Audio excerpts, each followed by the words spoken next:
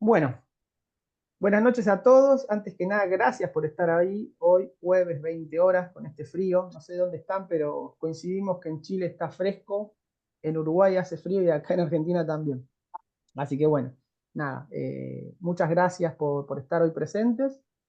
Les comento, Nicolás Maragaño es kinesiólogo chileno, doctor en terapia física, certificado en Estados Unidos, profesional certificado en dolor, en ciencias del dolor en Australia, en terapia del dolor, especialista en Estados Unidos y se ha formado con grandes referentes a nivel internacional. No les voy a quitar yo mucho más tiempo porque lo más interesante es lo que nos va a contar Nico. Así que Nico, todo tuyo. Muchas gracias por estar hoy acá. Muchas gracias a ti, Román, y a todos los colegas que se han conectado de diferentes partes de Latinoamérica. Yo estoy entusiasmado, con ganas de viajar y de conocerlos en persona, así que espero que sí se den las cosas en lo que nos queda del año. Y como ya me presentaste, en realidad, bueno, les puedo contar, de seguro ya han escuchado un poquitito de lo que me gusta, de lo que hago. Me gusta mucho ayudar a la gente que acude a la consulta con diferentes limitaciones y particularmente con dolor. En los últimos 3 años me he especializado más en eso en mi consulta, pero en realidad las atenciones musculoesqueléticas de personas que padecen problemas de este tipo yo lo vengo haciendo hace 14 años, así que me gusta pensar que el curso tiene una mezcla bien balanceada entre la experiencia y también, por supuesto, que la evidencia científica. A pesar de que yo no soy un investigador, mi grado de doctorado es un grado clínico, es el grado que se necesita en Estados Unidos para hacer primera consulta, por así decirlo. Entonces, igual está influenciado por formación de screening médico, de cómo filtrar patologías graves y cómo incluso referir a la gente qué cosas comunicar, cómo usar las palabras cuando sea el momento oportuno para tomar ese tipo de decisiones.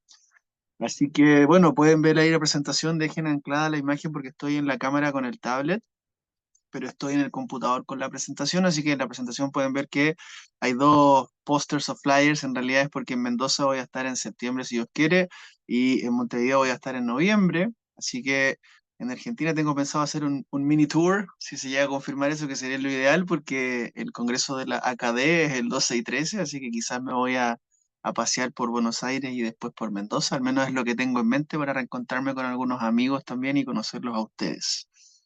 El curso se titula Razonamiento, Evaluación y Dolor porque de alguna forma enfrenta muchas de nuestras creencias y nuestras formas de pensar, trata de remodelar la manera en la que enfrentamos una atención musculoesquelética en nuestras consultas, independiente de la forma de atender que tienes hoy día, de si es un hospital, de si es una consulta privada, de si es un consultorio.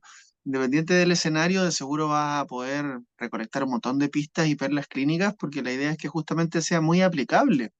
La gente que ha hecho este curso, yo siempre lo he actualizado, nunca han sido dos versiones iguales, así que puedo mostrar en los testimonios en el tiempo, voy a mostrar algunas historias con los testimonios de la gente, pero en general ha sido buena la recepción porque los hace pensar distinto, los hace reencantarse con la profesión a los colegas. A mí me gusta mucho motivar a la gente para que se entusiasmen a estudiar más allá y a enfrentar el día lunes en la práctica de otra manera. De eso se trata fundamentalmente.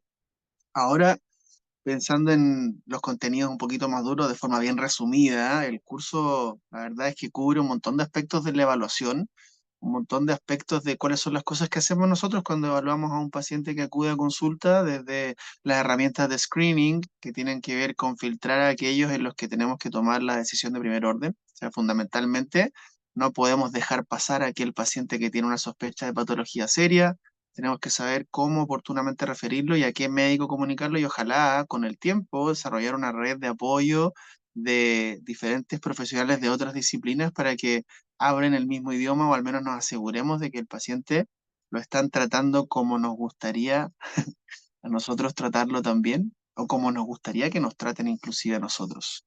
Además de las herramientas de escaneo, vamos a hablar de ciertos escenarios en extremidades y en problemas de columna en los que es claro que existen banderas rojas o cuáles son las herramientas que utilizamos para tomar mejores decisiones clínicas.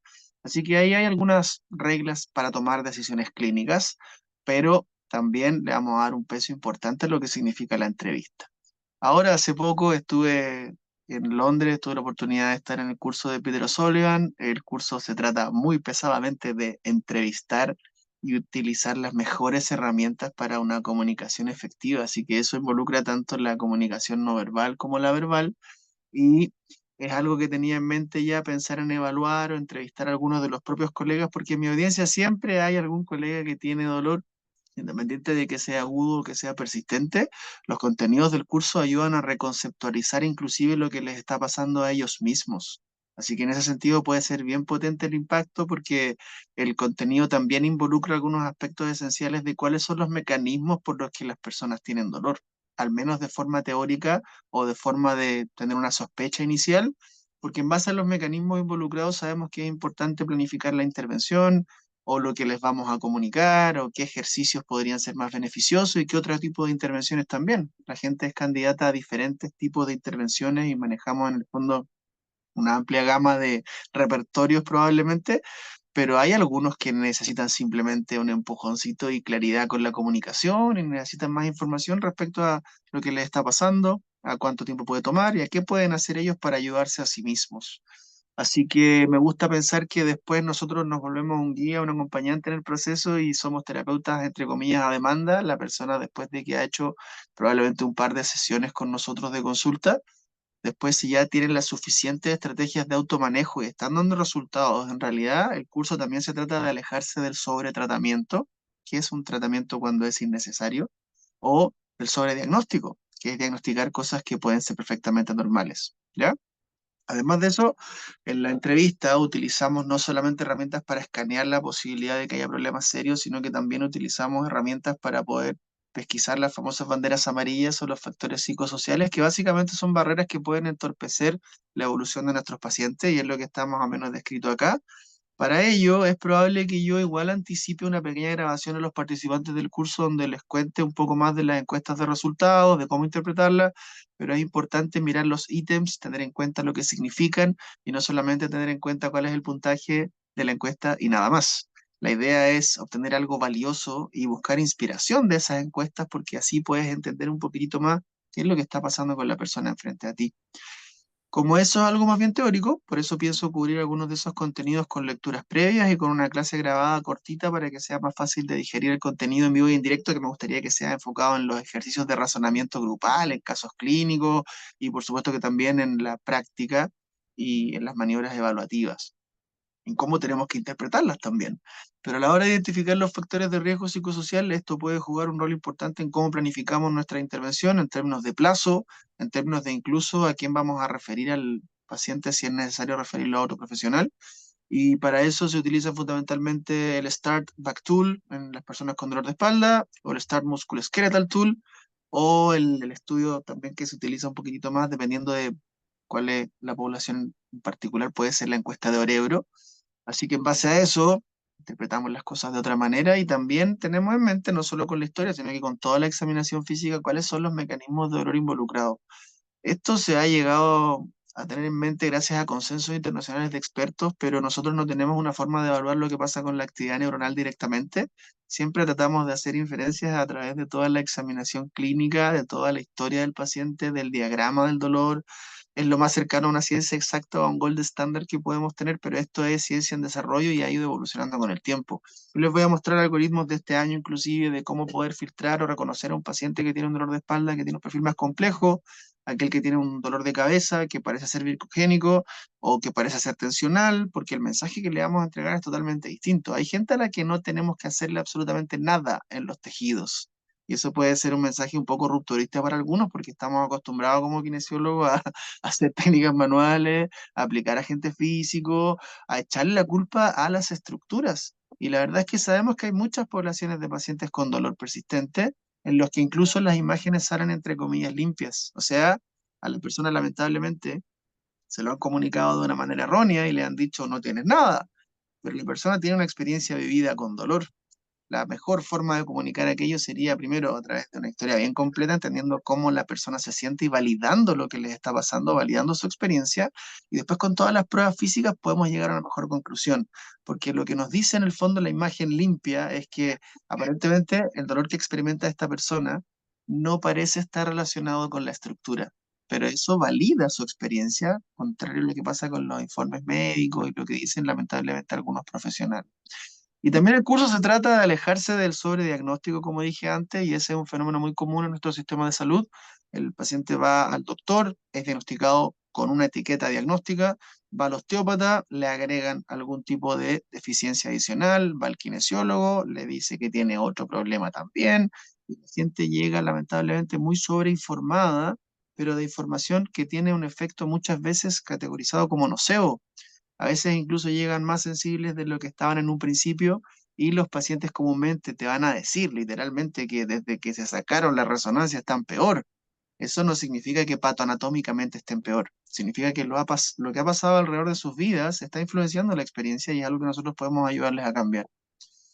Ahora, además de la identificación de los factores psicosociales, de los mecanismos de dolor, la verdad es que el curso también involucra algunas reflexiones y análisis de sesgos cognitivos, de cosas que nosotros habitualmente cometemos en la práctica y fundamentalmente es enfrentar el error de asumir cosas.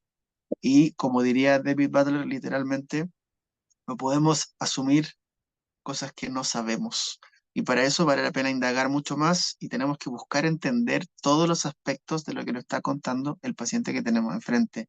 Otro error común también es el de juzgar y es el que casi que estás cuestionando al paciente que tienes enfrente y se siente atacado, se siente responsable, como que algunos clínicos le echan la culpa a la persona de que no se ha recuperado. No se trata de eso, se trata de ser empático, se trata justamente de descubrir cuáles son los factores modificables en este problemilla que muchas veces es dolor persistente y vamos a hacer el filtro de escenarios de dolor agudo también, porque hoy día sabemos más que nunca que hay muchos escenarios de dolores musculoesqueléticos agudos que se pueden recuperar con una muy buena historia natural y consejería, como el dolor de espalda en muchas de las ocasiones, como el incluso dolor traumático en algunas ocasiones, porque puede ser un paciente que tiene un esguince leve, un desgarro muscular, no siempre necesita un tratamiento de 10 sesiones para poder resolver su problema. Eso depende de cómo le estamos entregando la información, de qué tipo de estrategias de autoayuda le estamos entregando también y de cómo podríamos ofrecer un seguimiento en el tiempo. Así que de eso se trata también el curso. Yo diría que una de las cosas que más ha cambiado mi forma de enseñar y pensar y enfrentar a los pacientes cuando me vienen a ver es que trato de que incluso a través de una preconsulta yo ya tengo terreno ganado porque conozco un poquitito más de la historia de la persona que está acá. Y una de las preguntas que considero esenciales es preguntarles por qué creen que les duele. Y básicamente lo que estamos tratando de investigar es cuál es su entendimiento de la causa, que es lo que aparece aquí en este cuadrito. Y el entendimiento de la causa, la mayoría de las veces de la gente independiente de la parte del cuerpo involucrada, tiende a ser patoanatómico. Desafortunadamente, incluso en las audiencias de los cursos que yo dicto, el entendimiento es patoanatómico y eso es algo que tiene que cambiar. Porque si estamos vendiendo que entendemos el modelo biopsicosocial, entonces deberíamos ser capaces de demostrarlo. Y eso no es tan fácil para la mayoría, porque no lo hemos aprendido así en nuestras formaciones de pregrado y no lo hemos visto así en vivo y en directo. Y este curso se trata de verlo en vivo y en directo.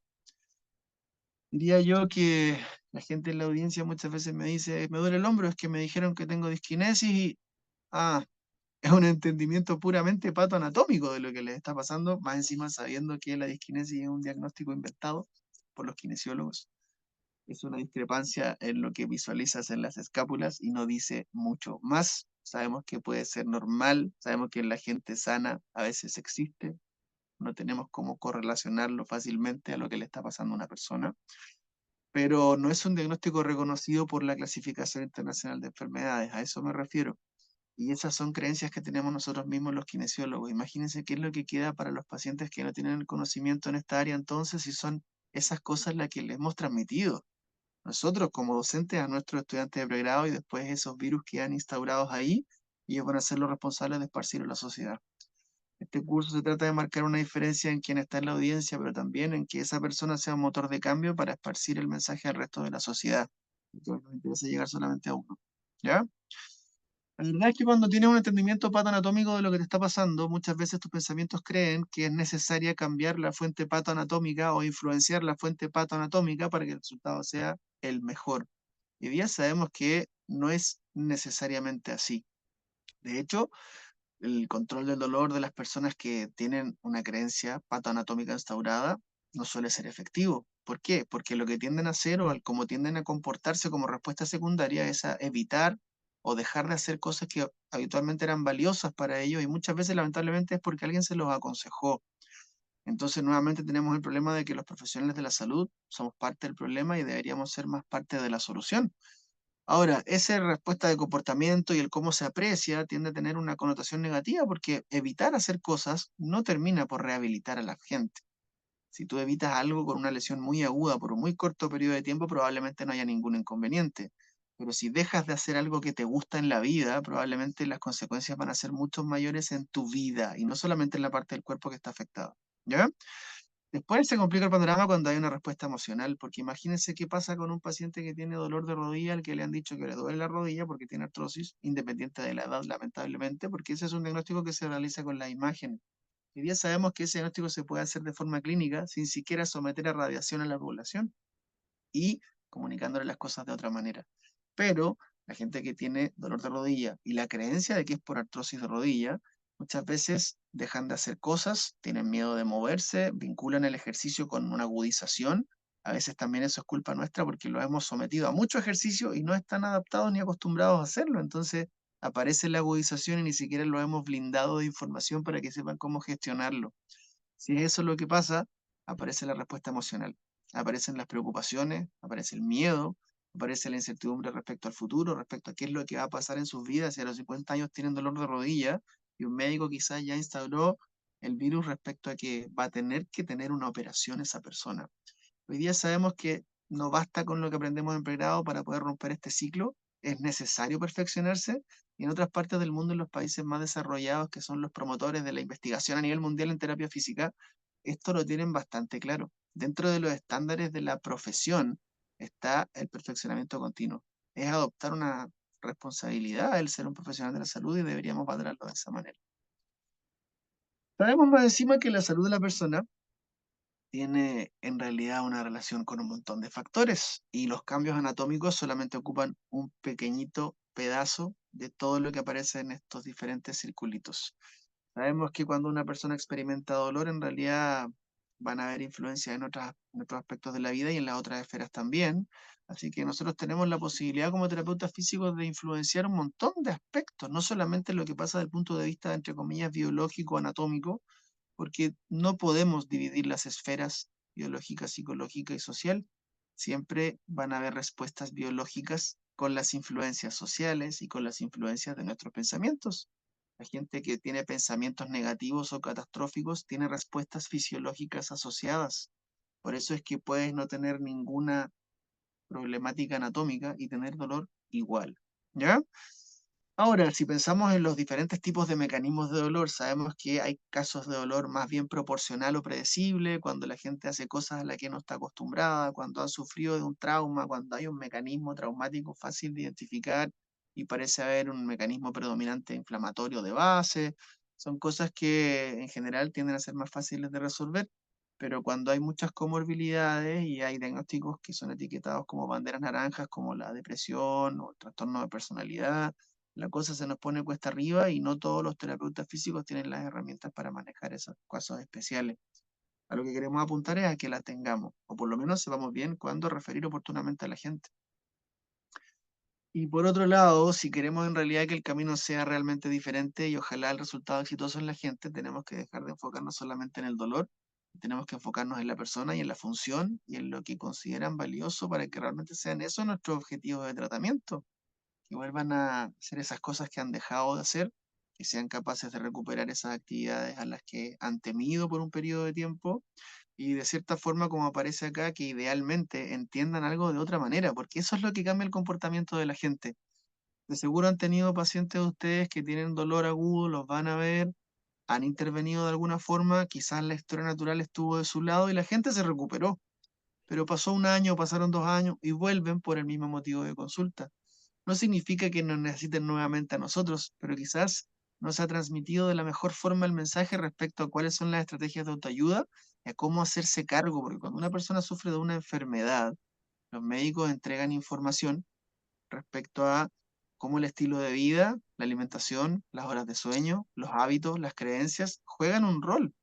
En el dolor musculoesquelético pasa exactamente lo mismo y deberíamos ser mejores nosotros siendo coach o empoderando a la gente para que entienda cómo hacerse cargo de aquí para adelante de lo que les pasa. Hay muchos dolores musculoesqueléticos que tienden a ser recurrentes y eso no significa que la gente esté peor anatómicamente hablando.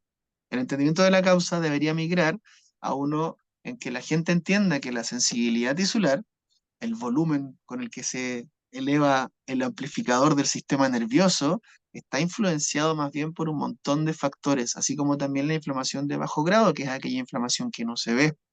Por otra parte, en el control del dolor, cuando la gente ya entiende esto, se atreve a hacer más cosas y tienen una percepción distinta de que son capaces de controlar las actividades que antes no podían hacer.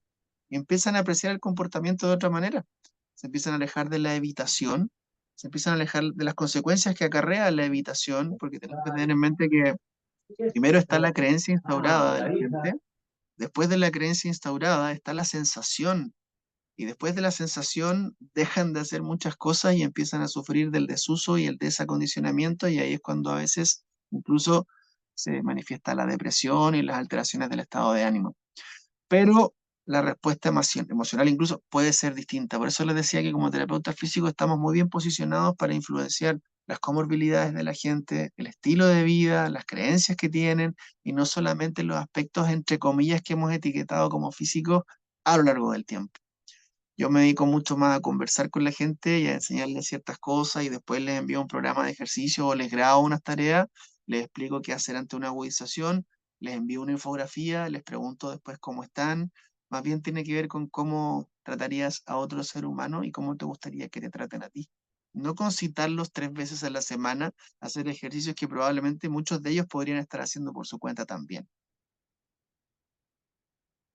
Y el curso también se trata de realizar secuencias de examinación en las personas que tienen dolor de diferentes tipos de características. Por ejemplo, la persona que tiene dolor de hombro, cómo luce este paso a paso en el paciente con dolor de hombro. Primero diferenciando los problemas serios, después diferenciando, descartando localizaciones y cómo se hace eso y cómo se dirige la pregunta y la instrucción, porque tenemos que alejarnos del foco del dolor y más bien estamos viendo cuáles son las capacidades de la gente y no solamente cuáles son sus síntomas. El motivo de consulta habitualmente es el síntoma, así que no es que le restemos importancia, sino que más bien siempre nos interesa validar lo que les está pasando.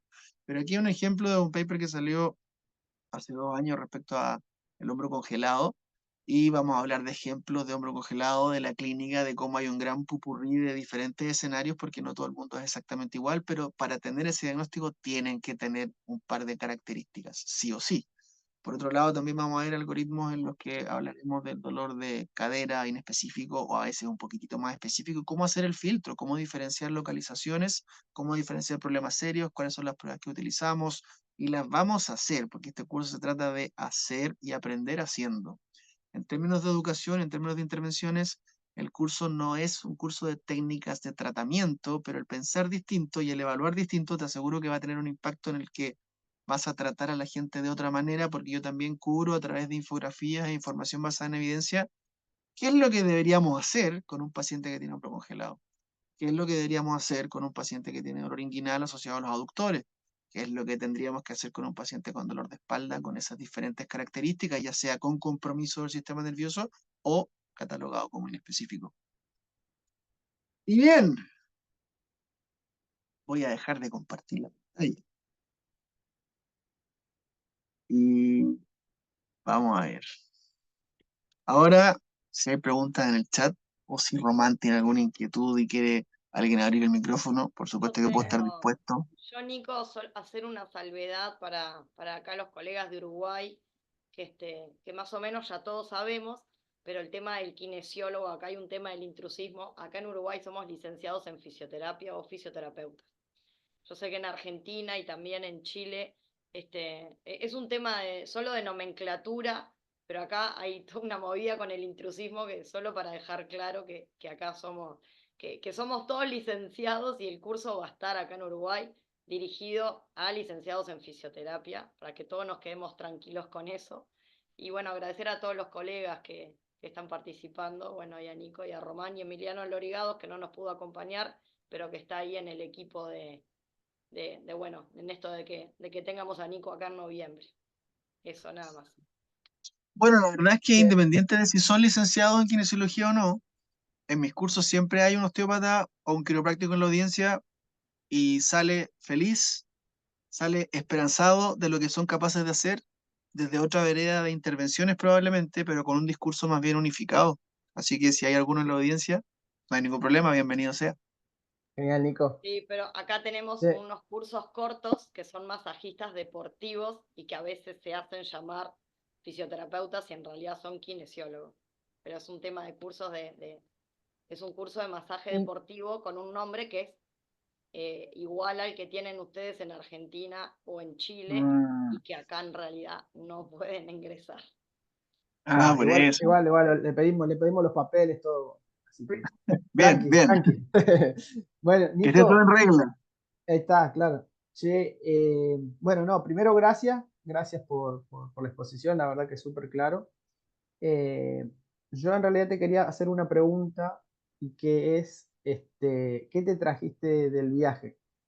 Porque, a ver, entiendo que con tus años de formación, con todo esto que venís de alguna manera compartiendo con muchos colegas que acercaste de aquellos lugares para acá, ¿no? Para Latinoamérica, entiendo que habrás visto un poco más de lo que ya venís viendo.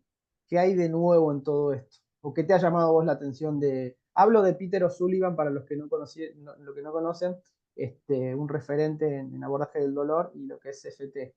Bueno, te dejo a vos, Nico, que los playas un poquito más.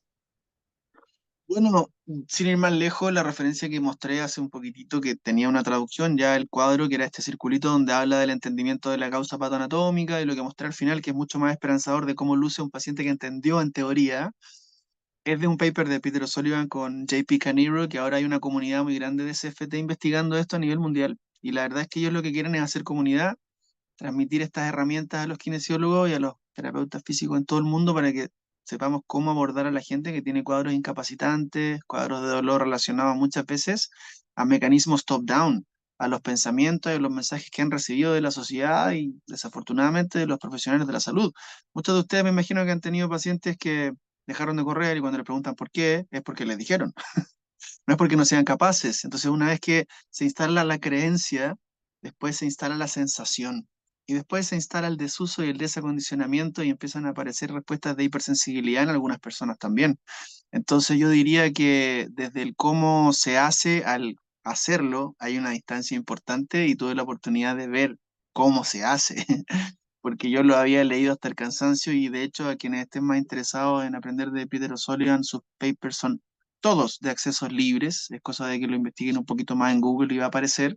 Y tengo dos conversatorios en mi canal de YouTube, que el último fue el año pasado con el trial de la revista Lancet, que fue un boom porque es una revista extremadamente prestigiosa.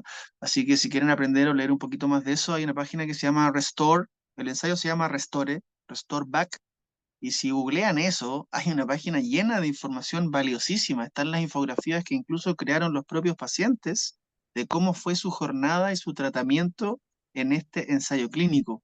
Y leer eso, leer la experiencia vivida de la gente es espectacular. Es realmente un game changer. Nos hace pensar distinto, nos hace considerar otras cosas en el encuentro clínico que antes no tomábamos en consideración. Yo diría que una de las cosas que más me gustó, porque yo sé de lo que se trata la CFT, pero verlo en acción le restó mucha importancia a la examinación física, porque la examinación física se concentra en ese abordaje en particular, en las cosas que la gente teme y que la gente ha dejado de hacer.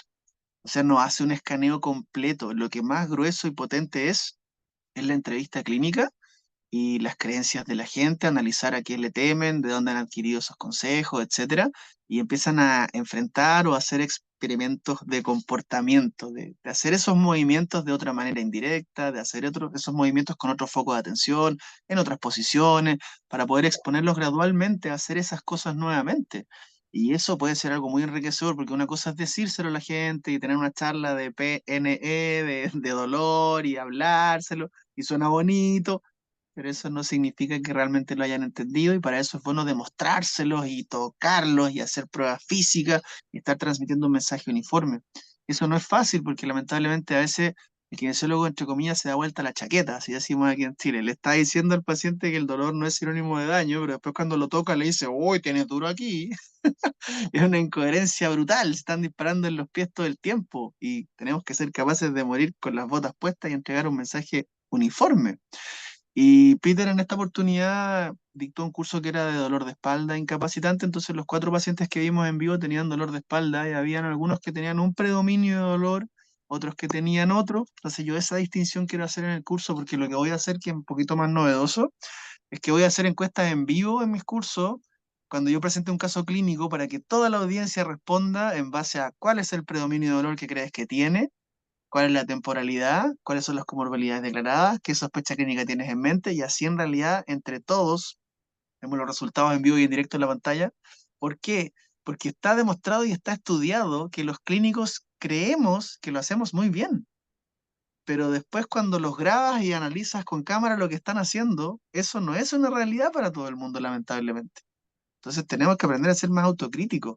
Creo que eso es lo que me traigo de ahí porque yo tenía en mente de qué se trata el abordaje, pero sé también dónde aprieta el zapato y qué cosas tengo que leer un poquitito más en términos de la comunicación verbal, no verbal, de la esfera psicológica y de lo que se puede aprender en psicología, porque finalmente hay mucho de esto que no necesita un tratamiento entre comillas físico, sino que más bien consejería y educación. Y como kinesiólogos estamos bien posicionados para hacerlo. Y sobre todo si usamos la evidencia científica de nuestro lado y no los chamullos o cuentos que hemos escuchado a lo largo de las generaciones de nuestras formaciones. Yo cuando estudié, mis diapositivas de mis profes nunca tenían una referencia bibliográfica. Al menos hoy día hemos evolucionado bastante. Genial, Nico. Ahí, a ver, hay preguntas en el chat. A ver, dice Germán Graña. Bueno, un poco te contestó Germán. Dice, buenas noches. ¿Todo eso para 2 días alcanza?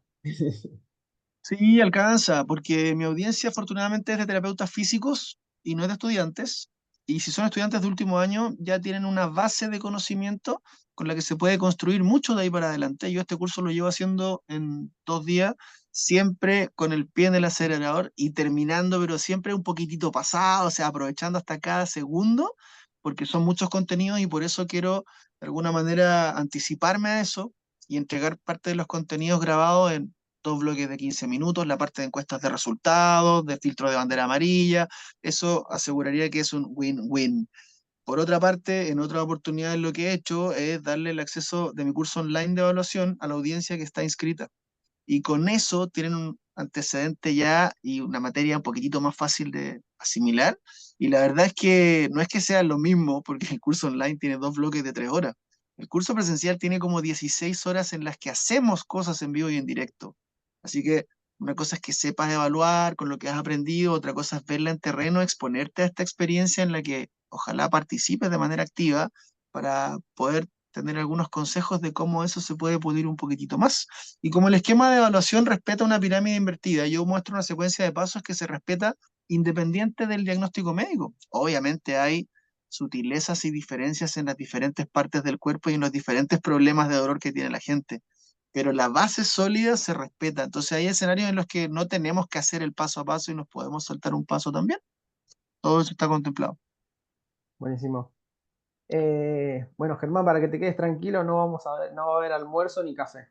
Gracias a vos. Bien. No, A ver, incluso está contemplado el almuerzo de 1 hora y media. En general mis cursos tienen almuerzos de 1 hora y media, no de 1 hora. bien. Bueno. Eh, a ver, dice Carolina, no, Catalina Núñez. ¿Puedes repetir, Nico? Creo que se refería a las referencias que diste de la web, de lo de Peter O'Sullivan. Dejé ahí Em, que googleen literalmente CFT o Sullivan ahí está. 2018. El Ok. paper más citado, el primero, que es una revisión relativamente actualizada, tiene algunos años ya, pero de ahí para adelante hay un montón de contenido más. Voy a dejar la página del trial que también sirve para entender algunas cosas. Debo Bien. clarificar que mi curso no es un curso de CFT, pero tiene muchas cosas basadas en neurociencia que están extremadamente actualizadas y esto es lo que hago hoy día con la gente aquí y de seguro no todos van a poder hacer exactamente lo mismo porque no tienen 45 minutos para evaluar a un paciente, pero hay muchas perlas clínicas y cosas que pueden extraer y siempre está la posibilidad de hacer una preconsulta, de priorizar y de dividir tu evaluación en más de una sesión si es necesario. Bien. Nicolás Ortiz dice, ¿algún paper o libro que recomienden para comenzar a leer? Voy a dejarle ahí la página del Restore Back, si no la has leído, Nicolás, métete ahí. Hay referencia, está la experiencia de los clínicos que hicieron la intervención, está la experiencia de vida de los pacientes con dolor de espalda que estuvieron en el ensayo clínico. Eso solamente es pensando en lo que me preguntaba Román, de la experiencia de Londres, de lo que es CFT. Si les interesa saber más de eso, ahí tienen buena información. De libros, bueno, uno de mis mentores y amigos cercanos, yo diría que es Chad Cook. Me gustan mucho los libros que él tiene, pero ya tienen una década de antigüedad, así que le falta un refresco sin duda. Pero de lo que él publica, yo diría que nunca vas a salir para atrás, siempre vas a aprender algo nuevo, así que me gusta mucho uno que salió en la revista brasileña de terapia física hace algunos años. Voy a dejar la referencia acá para que lo tengan en mente, pero habla de el razonamiento y pensamiento de orden superior, que significa que tenemos que considerar cuando evaluamos a un paciente más que cuánto es la sensibilidad de un test. Tenemos que considerar cuánto es la sensibilidad de la persona. Eso acabo de inventarlo, así que sin copiar. Bueno, Me bien, refiero Nicolás. a que no bastan los parámetros estadísticos clínicos para resolver un cuadro de evaluación. Tienes que en realidad entender a la gente y tratar de pensar en cómo está el grado de irritabilidad cuando lo vas a someter a pruebas físicas para que esas pruebas físicas te entreguen realmente algo. Pero en nuestras cabezas es súper importante tener en mente cuáles son las pruebas que tienen razones de probabilidad positiva y negativa útiles para la interpretación. Bien, buenísimo. A ver, dice Emanuel, yo estoy tomando tu curso en línea de aspectos esenciales de evaluación MSK y hasta el momento, ¿qué dice? Ha valido la pena cada recurso que aportas. Ahora no me imagino este curso en vivo y presencial. Bueno, flores ahí. Bueno, espero que lo tomen en vivo y presencial, que a mí me gusta ser cercano, responder todas las preguntas posibles.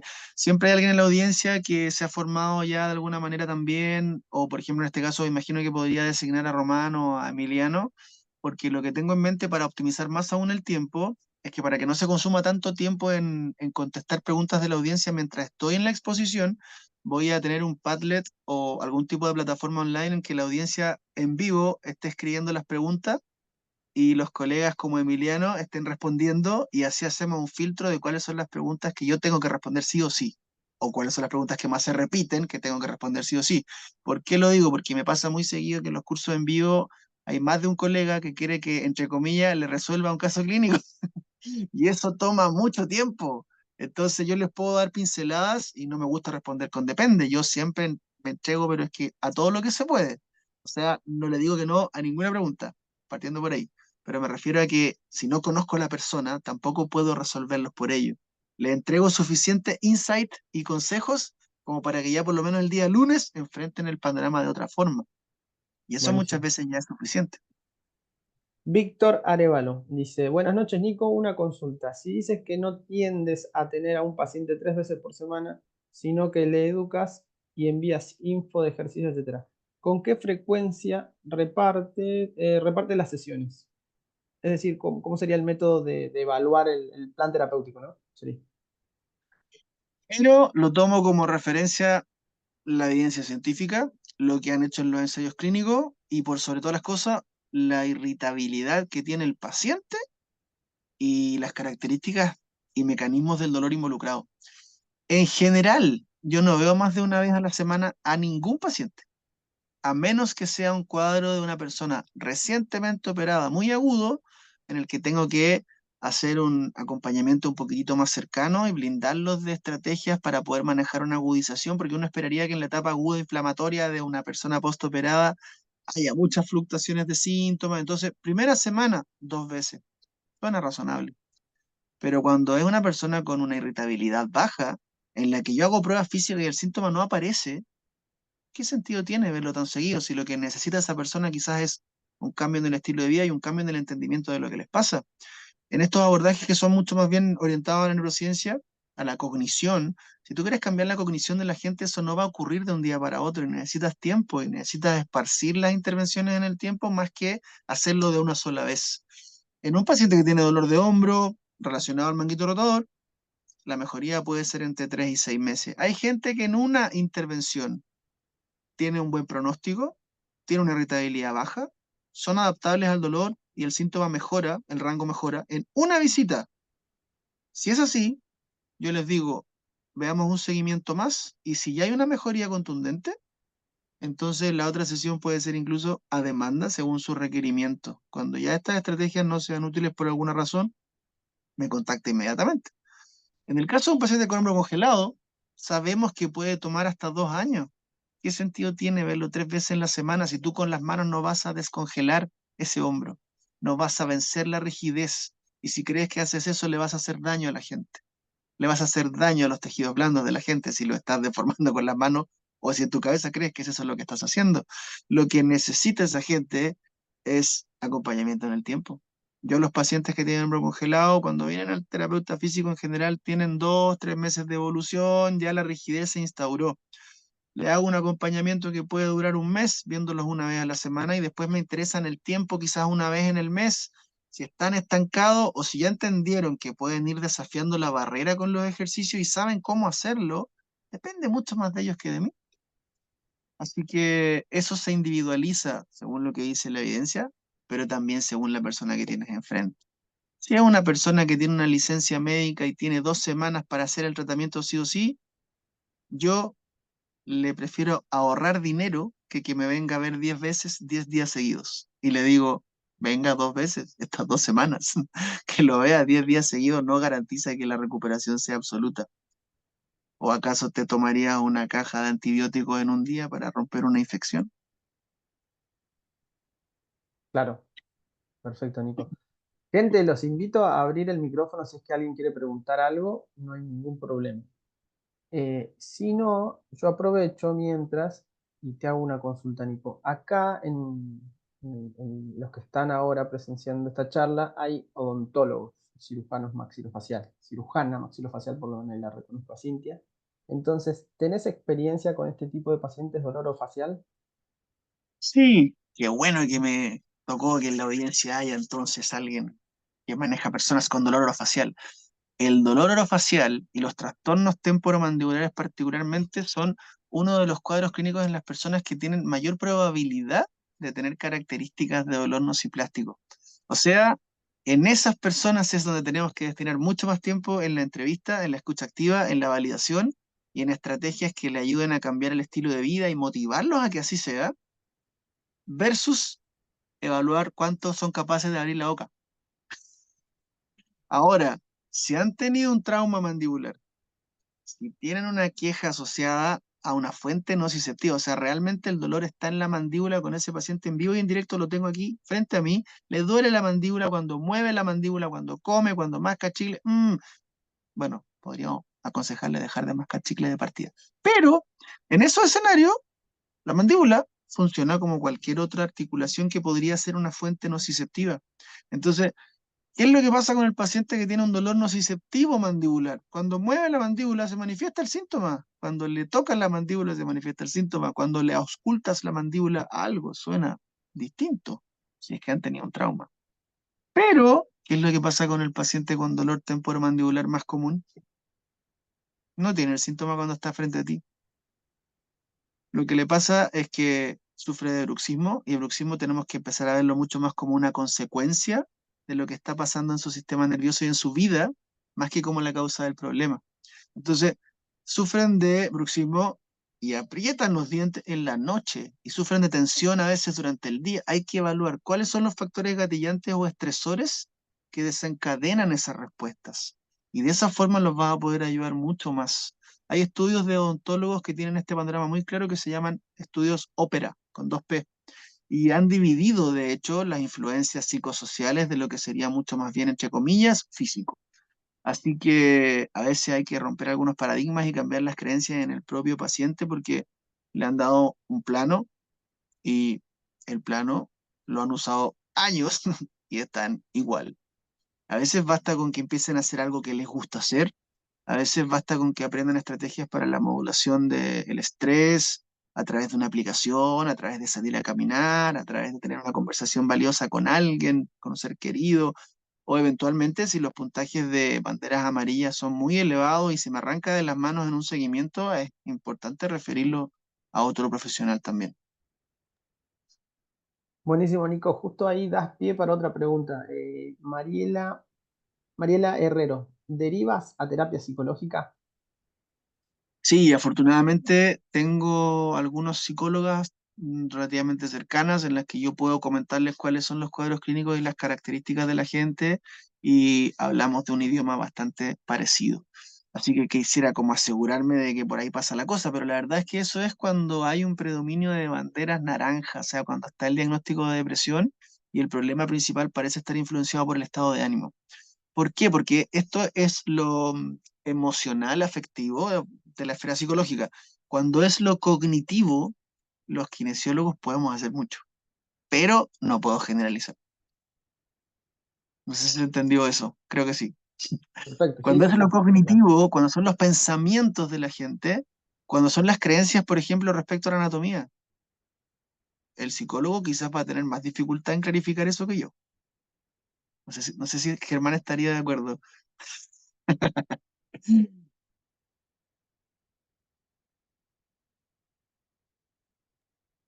Germán, y ahí está, Germán. ¿No querés preguntar Sí, algo, pues Germán? está Germán Tarcaya aquí, que Germán está estudiando psicología, además de ser ex osteópata, por eso le tiro el palo a Ujú. él.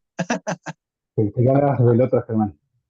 Siempre muy claro lo que mencionas. No, estoy totalmente de acuerdo porque el conocimiento que tenemos nosotros sobre la anatomía, su relación con el movimiento, eh, claramente supera lo que se puede hacer en la psicología. Ahora, como decís vos, si pasa más allá de eso, el temor al movimiento o este malentendimiento, vos sabés derivar a tiempo y por suerte tenés a quien referir. Eso es muy, muy valioso. Es difícil encontrar a alguien que tenga ese mismo alineamiento y que pueda ayudar a la persona como consideras vos que debería recibir. Así que estoy totalmente de acuerdo. Che, yo aprovecho para meter la cuchara. Ahí, esto que hablaba Germán, ¿no? Esto del lineamiento y de a quién derivar. Igual lo dejo para que vos lo desarrolles, Nico. ¿Psicoanálisis o cognitivo-conductual? Cognitivo-conductual es lo que tiene más evidencia científica, así que yo diría que tiene que ser cognitivo-conductual. Bueno, pero a los que están escuchando esto y los que van a escuchar esto después, quizás grabado en YouTube o a través de la difusión, una perla clínica fundamental. Y es algo que puede ser aplicable inmediatamente. Si tienes un paciente que quizás no te ha declarado el diagnóstico de depresión en una preconsulta, en las comorbilidades, a veces la gente no entiende o no quiere comentarlo al terapeuta físico que están recién conociendo, que tienen un trastorno de base de esas características, eso puede pasar. Trata de preguntar de todas maneras bien contundentemente si hay tratamientos farmacológicos, psicológicos involucrados o algo por el estilo, pero si cuando has atendido a ese paciente tú terminas sintiéndote cabizbajo y decaído, tienes que referirlo, porque es como que te, entre comillas, ha transmitido una nube negra. Es un paciente que su vida da vuelta alrededor del dolor y de las emociones y los pensamientos negativos. En esos escenarios probablemente el psicólogo va a hacer mucho más que yo, y el psiquiatra incluso también. Perfecto. ¿Y ahí qué recomendás? ¿Una limpieza energética? No, por ningún motivo. Bueno, hay gente que Bueno, tiene ese tipo de creencias y yo la verdad es que las puedo respetar y no es lo que voy a aconsejar, pero tampoco las voy a cuestionar si es que tienen alguna creencia o experiencia positiva respecto a ese tipo de abordaje. no, tal cual, ¿no? Por otro lado, si nadie más pregunta, yo sigo preguntando y vos decime, basta, Nico, no hay problema. Volviendo a esto, a lo del dolor orofacial y los trastornos temporomandibulares, muchas veces nos encontramos en la clínica con personas que se solapan, ¿no? Con este dolor que tiene sí un componente más por ahí, que son los factores psicosociales que están perpetuando todo este componente de dolor, pero sí eso que vos decías, que mencionabas con respecto de medir o no medir la apertura de la boca, bueno, muchas veces nos encontramos con estas personas que además por el desuso, por el miedo a mover, se encuentran limitados en ese movimiento y que a veces no nos alcanza mucho con el ejercicio solamente. ¿Vos tenés experiencia, ves pacientes con trastornos temporomandibulares? La verdad es que no como especialidad de que un dentista o un cirujano maxilofacial me derive directamente a ese tipo de pacientes, pero los pacientes con dolor multisitio y con características de dolores más complejos tienden a tener el dolor temporomandibular u orofacial como especie de comorbilidad. Entonces, una de las características en la preconsulta, yo pregunto por historias de trastornos en la articulación temporomandibular o de bruxismo, cosas de ese tipo, y eso ya me empieza a dar una pista inicial de que puede ser un cuadro más complejo. Para que toda la audiencia lo entienda de esta manera y es más claro quizá, si tienes a un Gracias. paciente que tiene dolor, pero tu examinación no es capaz de detectarlo ni de reproducirlo, entonces piensa en algo que vaya más allá de los tejidos. Y eso es lo que pasa habitualmente con la anatomía y con la mandíbula en particular. Tú le pides que abra la boca, que desvíe la mandíbula, como decía anteriormente, puedes hacer algunas provocaciones o tratar de traccionar milimétricamente aquí y allá, pero si la causa del problema es que es una persona que sufre de insomnio desde hace años, que tiene un estrés postraumático, que tiene problemas en sus relaciones interpersonales, que cuando se acuesta en la cama no puede dormir, hacerle cosas en la mandíbula no le va a cambiar la vida. Y no sé ustedes, pero a mí me gusta creer que como kinesiólogos somos capaces de cambiar la vida de la gente. Así es, Nico, totalmente. Bueno, si no hay más preguntas, Nico, yo te dejo tranquilo que te vayas a descansar. A ver, hay una más, hay una más. Bien. A ver, hay una más. La Bueno, última. aprovechemos. Esperaron, viste, que dijera esa palabra. Bueno, hola Nico, dice, ayuda al paciente el que se le explica el diagnóstico al paciente con anatomía o educación, a que no nos basemos en su anatomía, sino que en su dolor. No sé si se entendió. Por ahí la leí medio medio. Yo diría que cuando ya vienen informados de la anatomía, es importante clarificar algunas cosas, validar lo que ellos piensan, pero el validar a los pacientes no significa que estemos de acuerdo por si acaso. De todas maneras, estamos validando su experiencia y cuando ellos tienen un entendimiento anatómico o patoanatómico que podemos nosotros interpretar como errado, tenemos que demostrarles lo contrario. No basta con decírselos nomás. ¿A qué me refiero? Un error más común clínico. Le duele la espalda a tu paciente, pero cuando ingresa le preguntas por qué está aquí y te dice que tiene una hernia. Y tú antes de siquiera escucharlo y tocarlo, le estás diciendo que las hernias son normales en la gente. A eso me refiero. Eso sería como invalidar o lapidar y romper la posibilidad de generar una alianza con esa persona. A lo que hay que llegar en realidad es pensar en que, bueno, si a veces se reproduce el dolor, si a veces no se reproduce el dolor, estamos pensando cuál es el mecanismo de dolor involucrado y en base a eso le empezamos a explicar a la gente en base a una explicación mucho más multifactorial, explicándoles que la sensibilidad de nuestro cuerpo en realidad va a estar influenciada por un montón de otros factores y no solamente por la presencia de una hernia o una discopatía en la espalda. Así que hay factores que podemos modificar y quizás también es más alentador pensar en eso porque la estructura no es fácil de modificar. Pero yo sí, hay veces en que doy explicaciones anatómicas a la gente que me las pide, pero siempre usando un lenguaje amigable y alejándome a toda costa del nocebo. Y no hace falta que pienses en qué palabra es nocebo. Cuando estás hablando con el paciente, si su expresión facial cambió, es porque ya metiste las patas. Total. Bueno, ahora sí, gente, muchísimas gracias, Nico. La verdad, excelente todo. Las preguntas también estuvieron buenas. Así que nada, la invitación está hecha. Gente de Uruguay, gente de Argentina en Mendoza, Montevideo, noviembre. Así que bueno, muchísimas gracias a todos. Gracias, Nico. Gracias a ti, Román, por la oportunidad, a todos los colegas que se conectaron, incluso los de Chile. Gracias por estar ahí escuchando una vez más algunos mensajes que quizás suenan repetitivos, pero el ser humano aprende con la repetición, no lo olviden. Así Y es. nos vemos pronto. Nos vemos, Nico. Chao. Chao.